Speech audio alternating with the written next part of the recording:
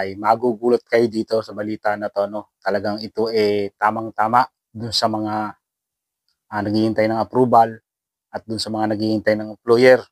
Ang kailangan dito next year ay 130,000 na manggagawa na foreign worker na manggagaling sa ibang bansa. Kaya yung mga naghihintay ng employer at yung mga naghihintay ng approval, malamang next year, humanda na kayo. Dahil malamang next year ay makakaalis na kayo papunta dito sa South Korea. At yung mga naghihintay ng registration para sa exam at yung mga naghihintay ng exam, yung mga nag-aaral ng Korean language, malamang baka siguro mga February, abangan nyo lagi sa website ng DMW, baka pagdating ng February next year ay magkaroon na ng registration para sa exam. Kaya doon sa mga nagsasabi na humihina na daw ang ekonomiya ng South Korea, ay huwag kayong basta-basta maniniwala doon dahil kada taon ay nadadagdagan yung mga kailangan nilang foreign worker dito sa South Korea.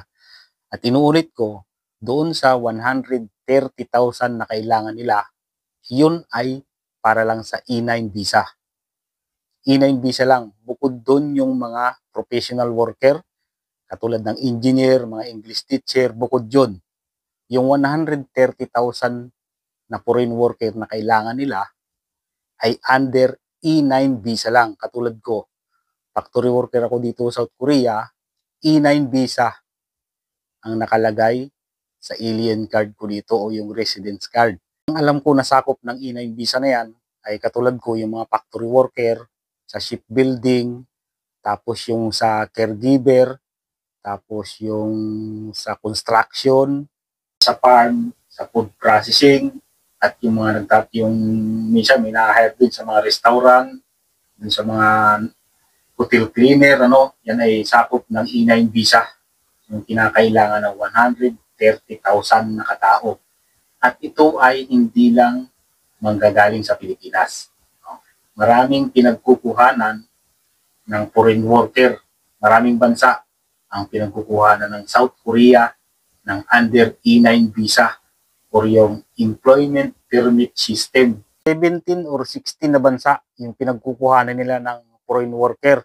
Nandyan yung kasama ang Cambodia, Nepal, kasama ang Pilipinas, Vietnam, Thailand, Kyrgyzstan, basta nasa 16 or 17 na bansa yung pinagkukuhanan nila ng foreign worker or your under ng E9 visa.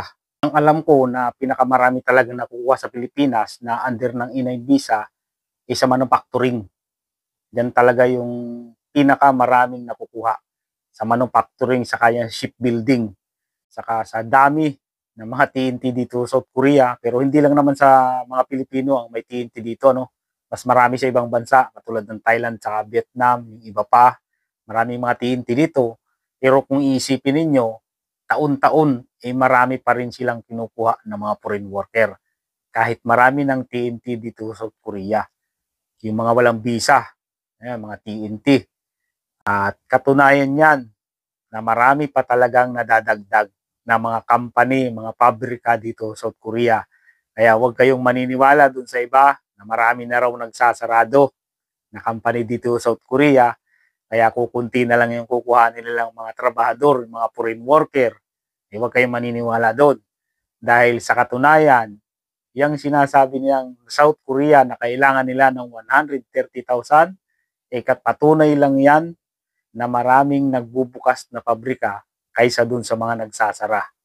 Sa mga nagtatanong na kung ano daw yung agency na in-applyan ko, sa katunayan yan mga kabayan, wala naman talagang agency ang pag-apply dito sa South Korea dahil government to government process.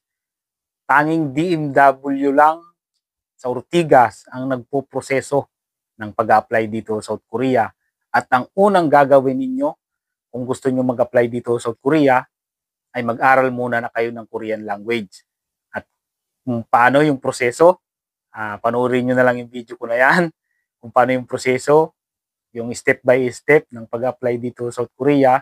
Ilalagay ko na lang yung link sa comment section para mapanood ninyo. At may nagtanong nga sa akin na parang ito nasa Dubai ba o parang Saudi.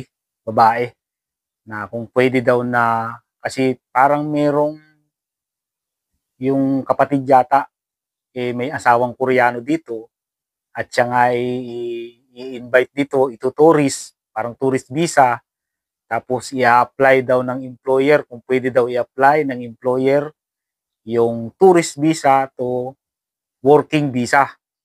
Ang pagkakaalam ko dyan na hindi pwede yung ganun dito sa South Korea. Sa ibang bansa pwede yun. Alam ko sa Dubai parang ganun eh. Parang merong ganun eh. Di lang ako sigurado pero yung isang kakilala ko doon, nag-tourist sa Dubai, tapos pagdating doon, nakapagtrabaho at nai-apply nga ng working visa. Pero dito sa South Korea, ay hindi pwede yung ganun. At mas maganda niyan, habang nasa ibang bansa pa kayo, mag-aaral kayo ng Korean language. Tapos yung pag may registration na, umuwi kayo, mag-register kayo para sa exam, at daanin na lang natin sa legal kasi mahirap yung ganun. Yung kailangan maging patas tayo hanggat maaari. Hanggat kailangan. Mas maganda talaga yung patas. Yung legal. Tapos, ito nga yung mahirap dito, yung katulad dun sa unang deployment dito ng mga caregiver, may dalawang Pinay agad na nag-TNT.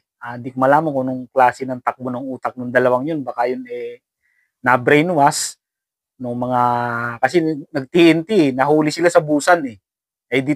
Dito sila sa Seoul, nagtatrabaho, isipin nyo, nakarating agad ng Busan.